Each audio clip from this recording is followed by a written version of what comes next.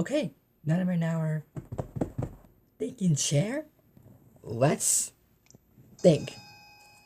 You will help me, right? You will. Great. Okay, so we're trying to figure out what blue hears. And our clues are drops of water,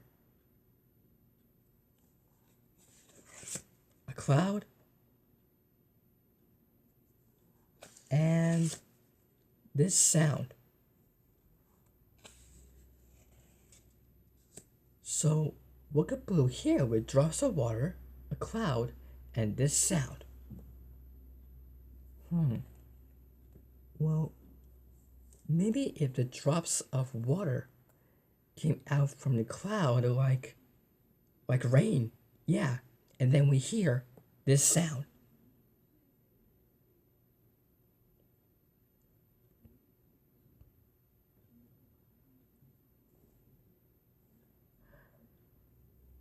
Hey, what's that called?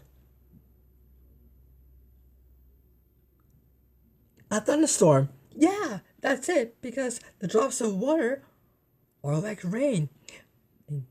And rain comes from a cloud, and we hear this sound. We just figured out Blue's clues.